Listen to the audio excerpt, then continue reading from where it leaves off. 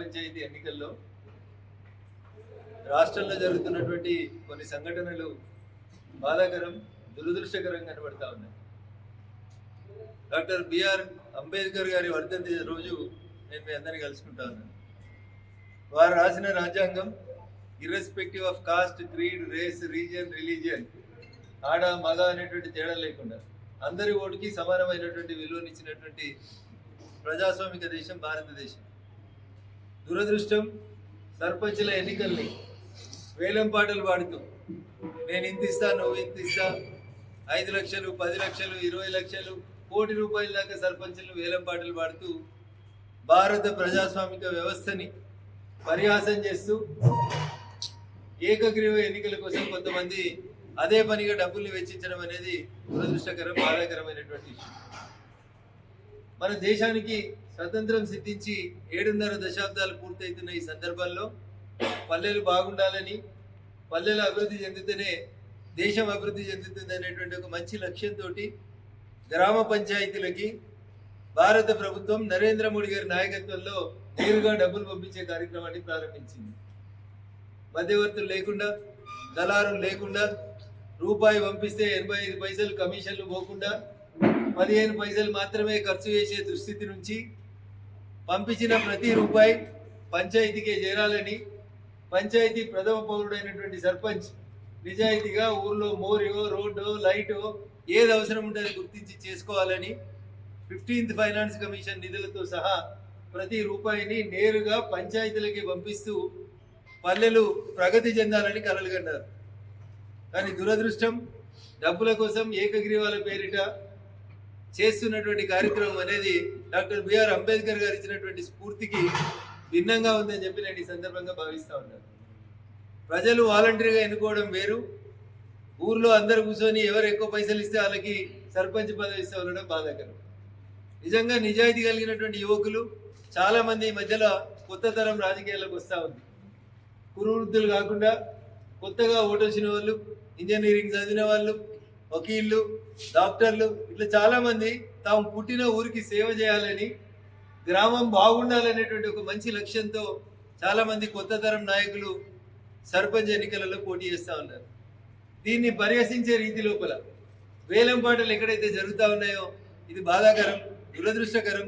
ప్రజలకు నేను చేసేటువంటి విజ్ఞప్తి, దయించి ఫ్రీ అండ్ ఫెయిర్ ఎలక్షన్స్ ఏవైతే అంబేద్కర్ గారు కలగన్నారో అందరూ గరీబోడు కూడా ఎన్నికలలో పోటీ చేసేటువంటి హక్కుని దయచేసి ఎవరు కూడా కాలరాయద్దని నేను ఓటర్ మహాశైలకి సవినయంగా విజ్ఞప్తి చేస్తా ఉన్నాను. స్వతంత్రం సిద్ధించిన 7.5 దశాబ్దాల తర్వాత పంచాయతీ ఎన్నికలు జరపకపోతే ఊర్లలో పంచాయతీ సెక్రటరీలు వాళ్ళ జీతం పైసలు, అప్పు పైసలు తెచ్చి లైట్లు వేసి, మోరీలు తీసి ఒక్కొక్క పంచాయతీ సెక్రటరీ 2 లక్షల నుంచి 5 లక్షల దాకా అప్పుల పాలై అవస్థలు పడుతుంటే రాష్ట్రంలో రాజకీయ పరిస్థితులు బాగలేవనో, తమ పార్టీ గెలవదనో, వాతావరణం అనుకూలంగా వచ్చేదాకా ఆగి కేంద్రం ఆఖరికి 3,500 కోట్ల నిధులు ఆగిపోయినాయని, పల్లెల అభివృద్ధి ఎందాయని చిట్ట చివరి పరిస్థితులలో, తప్పనిసరి పరిస్థితులలో రాష్ట్ర ముఖ్యమంత్రి గారు రాష్ట్రంలో సర్పంచుల ఎన్నికలకి తెరలేపడం జరిగింది. ఈ సందర్భంగా నేను ఓటర్ మహాశయులకి ఒక పార్లమెంట్ సభ్యుడిగా, ఈ దేశంలో చట్టాలు చేసేటువంటి ఒక చట్టసభకి ప్రాతినిధ్యం వహిస్తున్నటువంటి వ్యక్తిగా ఓటర్ మహాశయులని విజ్ఞతతో ఆలోచించి దయించి ఎవరు పనిచేస్తారు, ఎవరి ద్వారా మీ పల్లెటూరు బాగుపడుతుంది ఒకసారి దయించి ఆలోచించు. వీటికి పార్టీలు లేవు, గుర్తులు లేవు, అయినా పార్టీ అనుబంధంగా ఎక్కడికక్కడ ఎన్నికలలో పోటీ చేసేటువంటి అభ్యర్థులు తాము పలానా పార్టీ అని వాళ్ళే స్వయంగా ప్రకటించుకొని పోటీ చేస్తూ ఉన్నారు. ఈ రాష్ట్రంలో ఈరోజు ప్రత్యేకమైనటువంటి పరిస్థితులు కనబడతా ఉన్నాయి. దాదాపు 2 సంవత్సరాల నుంచి, ఇంకో 2 రోజులు అయితే ఏదో సెలబ్రేషన్ చేస్తారు రైజింగ్ తెలంగాణ పేరిట. 2 సంవత్సరాలు పూర్తిగా వస్తున్న సందర్భంగా ఈ 2 ఏళ్లకోలే రిటైర్డ్ అయినటువంటి ప్రభుత్వ ఉద్యోగులకు వాళ్ళు దాచుకున్న పిఎఫ్ డబ్బులు వాళ్ళకి ఇవ్వమంటే ఇవ్వలేనంత దుస్థితిలో ఈ రాష్ట్ర ప్రభుత్వం ఉంది. ఓ పక్కనేమో రైజింగ్ తెలంగాణ, గ్లోబల్ సమ్మిట్, ప్రపంచ దేశాలన్నీ మా దగ్గర పెట్టుబడులు పెట్టండి అని పిలుస్తున్నటువంటి ముఖ్యమంత్రి గారికి ప్రభుత్వ ఉద్యోగిగా దాదాపు 30-40 సంవత్సరాలు పనిచేసి రిటైర్డ్ అయిన తర్వాత వాళ్ళ రిటైర్మెంట్ బెనిఫిట్స్ ఇవ్వమంటే 2 ఏళ్ల నుంచి రూపాయి లేదని మీనమేషాలు ఎక్కిస్తుంది కాంగ్రెస్ పార్టీ నాయకత్వం రాష్ట్ర ముఖ్యమంత్రి గారి నాయకత్వం. ఈ టైంలో వచ్చినటువంటి ఎన్నికల్లో నేను ప్రజలకి 2 చేతులు జోడించి వినమ్రంగా చేస్తున్నటువంటి విజ్ఞప్తి, దయించి ఆలోచించు. సిద్దిపేట జిల్లాకు ఒక ప్రత్యేకమైన పరిస్థితి ఉంది. 3 ఎమ్మెల్యేలు టీఆర్ఎస్ ఎమ్మెల్యేలే ఉన్నారు. మెజారిటీ పోర్షన్ ఆఫ్ ద ఎమ్మెల్యేలు కవర్ అయ్యే 3 ఎమ్మెల్యేలు సిద్దిపేట, దుబ్బాక, గజ్వేల్ 3 టీఆర్ఎస్ ఎమ్మెల్యేలే ఉన్నారు. కాంగ్రెస్ ప్రభుత్వం ఈ రాష్ట్రంలో అధికారంలోకి వచ్చినాక ఎమ్మెల్యేలకి రూపాయి లేదు. 1 రూపాయి కాన్స్టిట్యున్సీ డెవలప్మెంట్ ఫండ్ ఎమ్మెల్యే దగ్గర లేదు. ఒక ఎమ్మెల్యే బయటికి రాడు. ఒక ఎమ్మెల్యే పట్టణంలో వ్యాపారం చేసుకుంటాడు. ఇంకొక ఎమ్మెల్యేకి పొద్దుగాలైతే పేపర్లో బొమ్మ రాకపోతే బాధ అవుతుంది. ఇది సిద్దిపేట ఎమ్మెల్యే, సిద్దిపేట జిల్లాలో ఉన్నటువంటి 3 గౌరవ టీఆర్ఎస్ శాసనసభ్యుల పరిస్థితి. ఒక ఆయనను కలవాలంటే అప్పుడప్పుడు ఆయన్నే దేవుని దర్శనం ఇచ్చినట్టు ఇస్తూ ఉంటాడు. ఆ ఎంట్రీ టైంలో మాత్రమే పోయి రావాలి. అవి వివిఐపి బ్రేక్ దర్శనాలు లాంటివి. అంతకుమించి ఆయన ఎప్పుడు కనబడాడు. ఇంకొక ఆయన ఏమో వ్యాపారానికి తప్పితే నియోజకవర్గానికి దూరం. గెలిచిన 2 ఏళ్లలో కొబ్బరికాయ కొట్టింది లేదు, ఒక ఓపెనింగ్ చేసింది లేదు. నియోజకవర్గానికి కళ్యాణ లక్ష్మి చెక్కులు, షాదీ ముబారక్ చెక్కులు తప్ప ఇంకా వేరే దానికి వచ్చిన ఆయన లేడు. ఇక మనం కూర్చొని మాట్లాడుతున్న ఊరు ఎమ్మెల్యేకి అయితే రోజు పేపర్లో బొమ్మ రాకపోతే ఆయనకు మనసులో పడ్డది. జీర్ణం కూడా కదా, ఆయన జీర్ణ వ్యవస్థ కూడా పనిచేయదు. నేను ఇవన్నీ ఎందుకు చెప్తున్నా, మా మీడియా మిత్రులకు తెలియని కాదు, ప్రజల్ని ఆలోచించమని చెప్తా ఉన్నా. ఈ 3 సంబంధించినటువంటి ఎమ్మెల్యేలకు సంబంధించిన పార్టీ సర్పంచ్ గెలిస్తే ఈ ఎమ్మెల్యేలు 10 పైసలు కూడా సర్పంచ్కి ఇచ్చే పరిస్థితులు లేరు. టీఆర్ఎస్ పాలిస్తున్నటువంటి సిద్దిపేట జిల్లాలో ఒక్క సర్పంచ్ టీఆర్ఎస్ పార్టీ అయినా గెలిచినా కాంగ్రెస్ వాళ్ళకి రూపాయి ఇచ్చే పరిస్థితి కనబడతలేదు. పోనీ ఎమ్మెల్యేకు ఏడాదికి 5 కోట్లు వస్తే అండ్లకేలో 10 లక్షలు ఇస్తాడంటే అవి లేవు. నియోజకవర్గ అభివృద్ధి పనులు 5 కోట్ల అడ్రస్ లేవు. అందుకని సవినయంగా నేను చేసేటువంటి విజ్ఞప్తి ఓటర్ మహాశీలకి, టీఆర్ఎస్ పార్టీకి సంబంధించిన వాళ్ళకి ఓటేసిరు అనుకోండి, ఏమవుతుంది మీకు? మీ ఎమ్మెల్యే వెనకాల మీరు 3 ఏళ్ళు తిరగాల్సిందే ఉత్తగా. వచ్చే పైసలు ఏడికేలు వస్తున్నాయి? భారత ప్రభుత్వం నరేంద్ర మోడీ గారి నాయకత్వంలో 15th ఫైనాన్స్ కమిషన్ ఇస్తే మేమే ఇవ్వాలి. గజ్వేల్లో చంద్రశేఖరరావు గారు ముఖ్యమంత్రి ఉన్న సమయంలో దాదాపు 85 కొత్త గ్రామ పంచాయతీ కార్యాలయాలు కట్టిరు. ఎక్కడి పైసలు? MGNREGS కింద భారత ప్రభుత్వం ఉపాధి హామీ పథకం కింద పైసలు ఇస్తే గజ్వేల్ నియోజకవర్గంలో కొత్త పంచాయతీలు కట్టుకురు తప్ప 1 రూపాయి కూడా కొత్తగా అప్పుడు ఉన్నటువంటి ముఖ్యమంత్రి గారు ఇవ్వలేదు. పంచాయతీ బిల్డింగ్ కట్టాలంటే పైసలు కేంద్రం ఇవ్వాలి NREGS కింద. అంగన్వాడీ కట్టాలంటే భారత ప్రభుత్వం ఇవ్వాలి అంగన్వాడీలకి. లేదు ఎక్కడైనా ప్రైమరీ హెల్త్ సెంటర్లో పేరిటి వచ్చినటువంటి నేషనల్ హెల్త్ మిషన్ కింద వచ్చినటువంటి ప్రాథమిక ఆరోగ్య కేంద్రాలు ఎక్కడైనా కట్టాలంటే కూడా భారత ప్రభుత్వమే 18 లక్షలు 20 లక్షలు ఇవ్వాలి. మరి ఇలా కొత్తగా సర్పంచ్ గెలిస్తే ఎక్కడికెళ్ళి రావాలి పైసలు? ఎవరు ఇవ్వాలి పైసలు? సో అదృష్టానికి మెదక్ ప్రజల ఆశీస్సులతో గెలిచిన నేను, ఫస్ట్ టర్మ్ ఎంపీగా గెలిచిన నేను, మొదటి ఆర్థిక సంవత్సరంలో నాకు వచ్చిన 5 కోట్ల రూపాయలలో నేను గర్వంగా చెప్తాను, దాదాపు 65% నిధులు ఓన్లీ సిద్దిపేట జిల్లాలో ఉన్నటువంటి 3 అసెంబ్లీ నియోజకవర్గాలకే ఇచ్చిన నేను. 5 కోట్లు నాకు వస్తే అందులోంచి 65% ఆఫ్ ద డబ్బులు సిద్దిపేట జిల్లాలో డెవలప్మెంట్ యాక్టివిటీస్ కి ఇంక్లూడింగ్ సిద్దిపేటతో సహా ఇవ్వడం జరిగింది. మా పార్టీ ఎమ్మెల్యే లేరు, మాకు ఓట్లు వేయలేదు, మాకు మెజారిటీ లేదని పాత ప్రభుత్వం లెక్క మేము పంచాయతీ పెట్టలే, పేజీ పెట్టలే. ఊర్లలో ఎక్కడ సమస్య ఉంటే, ఎక్కడ సగంలో ఆగిపోయిన బిల్డింగ్ కనబడితే, ఎక్కడ ఎవరు వచ్చి మా గ్రామానికి డెవలప్మెంట్కి అవసరం ఉందంటే నిజాయితీగా ఇచ్చినాం. అందుకనే ఎంపీ ఎన్నికలలో ప్రజలు అంతే నిజాయితీగా నన్ను గెలిపించారని నేను విశ్వసిస్తాను. ఈ జిల్లా సమస్యల మీద పూర్తిగా అవగాహన ఉందని, ఈ జిల్లాకి ఏమైనా కావాలంటే ఎవరు ఓటేసినా ఓటేయకున్నా, మా ఎమ్మెల్యేలు ఉన్నా లేకున్నా నిజాయితీగా పనులు చేసి వచ్చినాం. ప్రజల గుండె చప్పుడే నిలిచినాం తప్ప ఇంకొకటి కాదు. చిన్నకోడూరు పోతే ఒకసారి చిన్నకోడూరు వాళ్ళు అడిగారు, అన్న మాకు రైల్వే స్టేషన్ కావాలని అడిగారు. మేమేం పాలాభిషేకాలు చేయించుకోలే, పని మేము చేసినాం. పక్క పార్టీలు పాలాభిషేకాలు చేసుకున్నారు. చిన్నకోడూరుకి రైల్వే స్టేషన్ ఇచ్చింది భారత ప్రభుత్వం. అశ్విని వైష్ణవ్ గారు ఎంపీగా నేను లెటర్ పెట్టి తీసుకొచ్చుకుంటే పక్క పార్టీలు పోయి పాలాభిషేకం చేసుకొచ్చుకున్నారు. వాళ్ళు గల్లీలో లేరు, ఢిల్లీలో లేరు. వాళ్ళకి చిన్నకోడూరు రైల్వే స్టేషన్కి సంబంధం ఏందో నాకు తెలియదు. అందుకని నేను చెప్పిన కదా, పేపర్లో బొమ్మ లేకపోతే అలా ఆగమైపోతారండి. Komaravelli railway station development activities తో పాటు కొమరవెల్లి రైల్వే స్టేషన్ దగ్గర ఇంకా కావాల్సినటువంటి ఆధునిక అవసరాల కోసం ఒక దరఖాస్తు వస్తే కొత్తగా మంజూరు చేపిస్తున్నాం, త్వరలోనే దాన్ని కూడా పూర్తి చేపిస్తామని చెప్పి తెలియజేస్తున్నాం.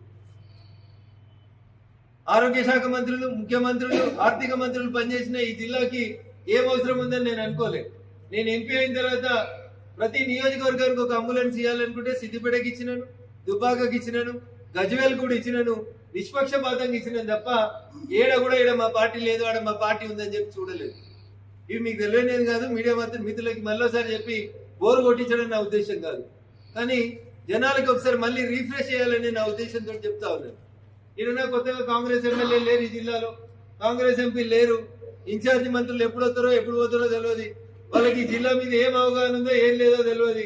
కాబట్టి దయించి సిద్దిపేట జిల్లాలో ఉన్నటువంటి ప్రత్యేక పరిస్థితులని దృష్టిలో పెట్టుకొని గ్రామ పంచాయతీ పరిధిలో జరుగుతున్నటువంటి ఎన్నికలలో విఘ్నులైనటువంటి గ్రామ ప్రజలందరికీ కూడా నేను మళ్ళొకసారి వినమ్రంగా చేసేటువంటి అప్పీల్ ఒకటే. మీ ఊరికి 10 రూపాయలు రావాలంటే, మీ ఊర్లో పంచాయతీ బిల్డింగ్ కట్టాలంటే, మీ ఊర్లో ఒక అంగన్వాడీ కట్టాలంటే, మీ ఊర్లో ఒక సీసీ రోడ్ వేయాలంటే, మీ ఊర్లో ఒక మోరీ కొత్త కట్టాలంటే వీటికి పైసలు ఇచ్చేది భారత ప్రభుత్వం నరేంద్ర మోడీ గారి నాయకత్వంలో. కాబట్టి దయించి కొత్త తరం యువకులు భారతీయ జనతా పార్టీ ఈరోజు ప్రతి ఊర్లో మినిమం వార్డు మెంబర్ దగ్గర నుంచి మొదలుకుంటే, పంచాయతీ మెంబర్ దగ్గర నుంచి మొదలుకుంటే పార్లమెంట్ దాకా ప్రతి చోట కొత్త తరం యువకులు వస్తా ఉన్నారు. అనేక మంది రాజకీయాలలో మార్పులు తీసుకురావాలని వస్తా ఉన్నారు. కాబట్టి వాస్తవాలే చెప్పిన నేను. నా ఉద్దేశం ఎవరినో దూషించాలనో ఎవరినో ద్వేషించాలనో కాదు. ఇక్కడ గ్రౌండ్ లో రేపు ఏం జరుగుతుంది అనేది ఒకసారి అర్థం చేసుకోమని సర్పంచులకు విజ్ఞప్తి చేస్తా ఉన్నారు. మా ఎమ్మెల్యే ఉన్నాడు, ఎమ్మెల్యేకి 5 కోట్లు ఉన్నాయి, మా ఊరికి 10 లక్షలు వస్తాయంటే అది లేదు పరిస్థితి. కాబట్టి ఓటేసే కంటే ముందు ఎట్లా పార్టీ గుర్తు లేదు, పార్టీ జెండా లేదు, అయినా అన్ని పార్టీలకు సంబంధించిన అభ్యర్థులు మేము పలానా పార్టీ అని వాళ్ళే చెప్పుకుంటున్నారు. కాబట్టి దయచేసి భారతీయ జనతా పార్టీ బలపరిచినటువంటి నాయకులని పంచాయతీ మెంబర్ దగ్గర నుంచి నన్ను ఎట్లయితే పార్లమెంట్కి పంపినరో అట్లా పంచాయతీ మెంబర్లను కూడా గెలిపించమని నేను సవినయంగా అప్పీల్ చేస్తా ఉన్నాను.